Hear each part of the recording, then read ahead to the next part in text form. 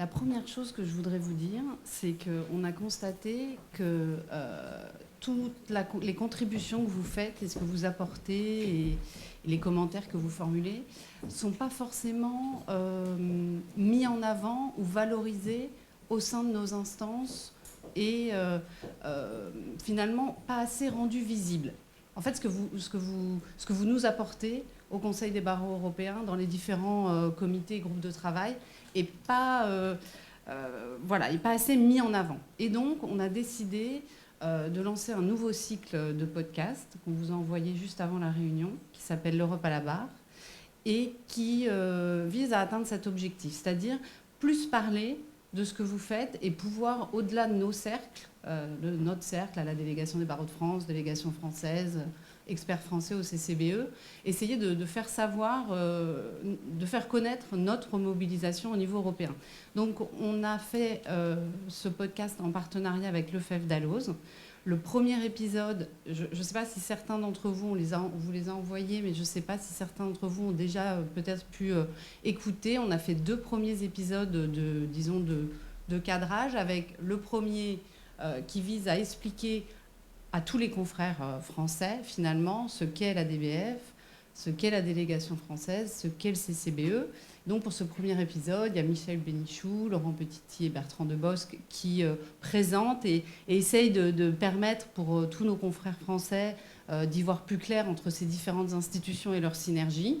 Et le deuxième épisode, encore qui est de cadrage, mais je vais vous décliner après comment on a imaginé ce nouvel outil, c'est tous les membres de la présidence du Conseil des barreaux européens, le président actuel du CCBE qui est grec, Panagiotis Perakis, le premier vice-président qui est suisse, Pierre-Dominique Schoupp, le deuxième vice-président que vous venez d'entendre, Thierry Vickers qui est français, et notre confrère slovène qui vient de rejoindre la présidence, parce que c'est une collégialité de 4 membres, qui est slovène, ne parle pas encore français. C'est un objectif puisque le CCBE étant une institution bilingue dans en tout cas ses réunions politiques, mais pas au niveau des comités et des groupes de travail et techniques, où là on a comme langue véhiculaire l'anglais.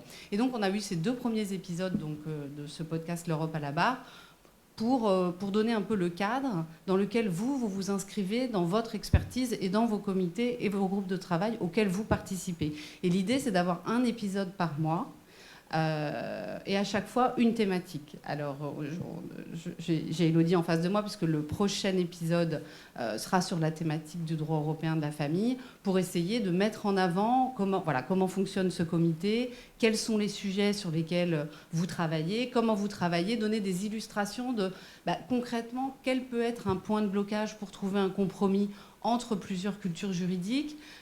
Sur quoi est-ce qu'on achoppe, comment est-ce qu'on arrive à trouver un dénominateur commun, et comment ensuite on arrive à le valoriser, à le faire valoir auprès des institutions européennes, auprès de la commission qui est en charge de rédiger la proposition de directive, auprès du député qui est rapporteur sur le texte, auprès des shadow rapporteurs, les rapporteurs fictifs des différents groupes politiques.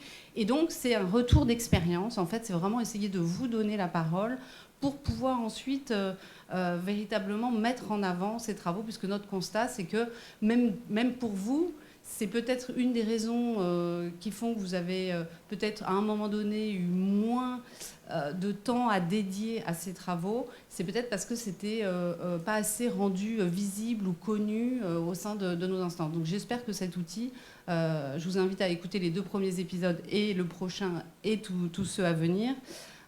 Et en fait, c'est disponible sur toutes les plateformes de podcasts que vous écoutez, que ce soit Google Podcast, Podcast Addict, n'importe lesquels, puisque c'est rendu disponible directement par Lefebvre Dalloz sur Ocha. Enfin bref, je vous passe la technique. Mais ah oui, en fait, est-ce que vous pourriez à la technique afficher la vignette du podcast? C'était le moment en fait de mettre...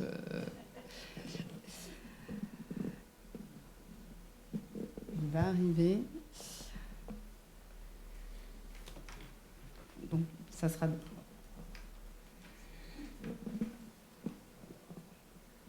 Voilà. Comme ça, quand vous cherchez dans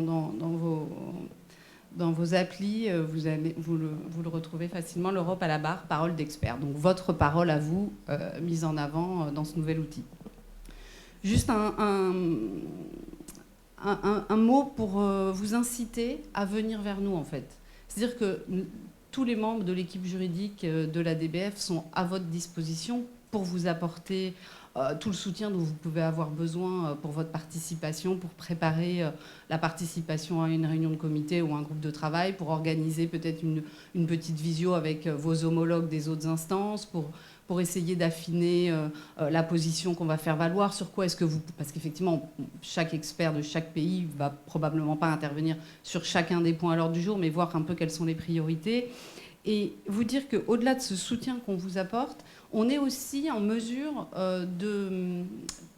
d'être dans une démarche plus proactive. Je vous donne un exemple. Madame la bâtonnière Agnès Ravassandre, qui est membre du bureau de la conférence des bâtonniers, est venue vers nous, puisque au niveau national, il y a cette volonté d'essayer d'obtenir la présence obligatoire de l'avocat lorsqu'un mineur est présenté devant un juge.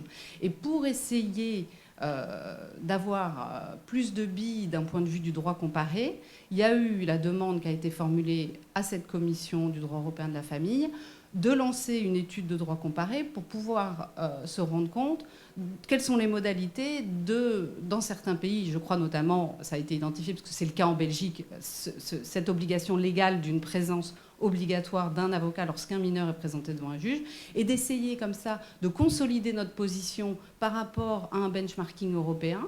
Et donc, ce qui est intéressant, c'est que là, on est dans une autre dynamique. Il y a un besoin au niveau français. On réussit à obtenir de l'argument par cette étude de droit comparé au niveau européen. Donc, disons qu'on peut réfléchir vraiment dans les deux sens.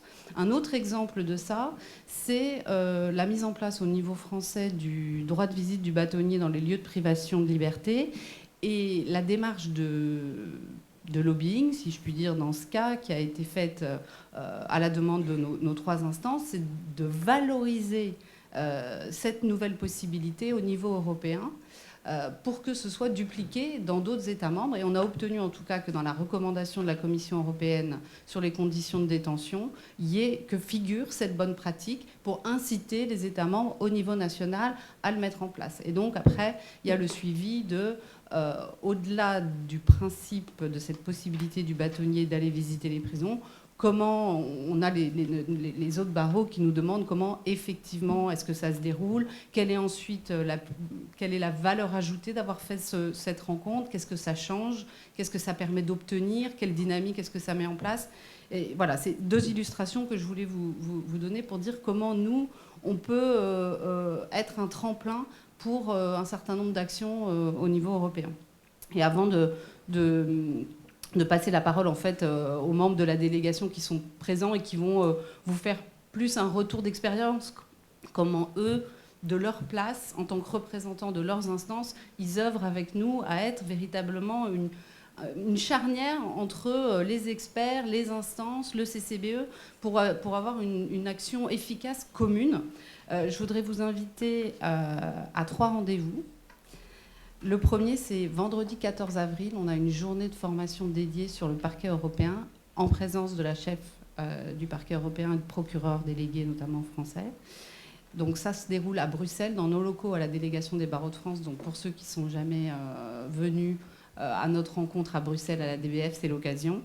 Le deuxième rendez-vous, c'est dans la même ligne que notre déplacement à Lyon pour les 5 ans du RGPD, où on a pu être, disons, de Bruxelles venir vers la conférence régionale et vers les confrères de la région Rhône-Alpes.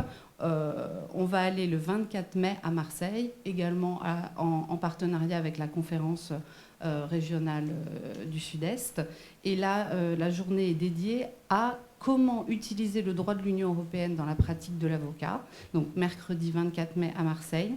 Et dernier rendez-vous, nous fêtons nos 40 ans de présence des barreaux français et de mobilisation des avocats et barreaux français à Bruxelles le 19 octobre. Et donc vous êtes tous invités jeudi 19 octobre à Bruxelles à cette occasion.